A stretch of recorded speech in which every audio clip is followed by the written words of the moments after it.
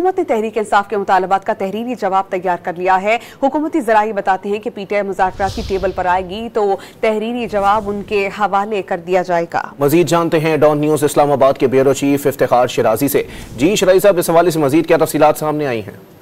जी, ऐसे में कि कल स्पीकर कौमी असम्बली ने दोनों कमेटीज को तलब कर रखा है, बुलाया है कि वो दोबारा डायलॉग टेबल पे बैठे और बातचीत के अमल को आगे बढ़ाया जाए।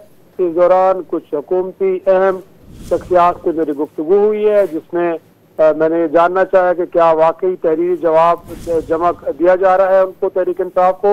तो इस बात की कंफर्मेशन डॉन न्यूज़ को दी गई है कि तवील मुशावरत की गई है कानूनी माहिरीन से, जिसके बाद बाकायदा तौर पर जो मुतालबात है तहरीक इंसाफ के उनको उनका तहरीरी जवाब गोया के मुरतब कर लिया गया है, ड्राफ्ट तैयार कर लिया गया है।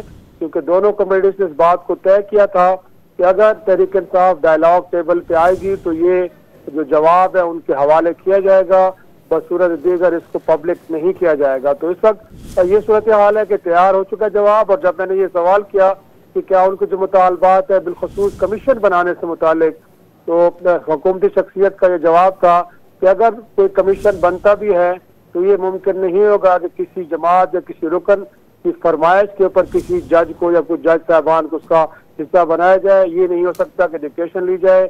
अगर कोई कमीशन बनता भी है तो इसमें जज किसी को नामजद करने का कोई इख्तियार नहीं दिया जाएगा। तो ये तब तक की सूरत हाल है।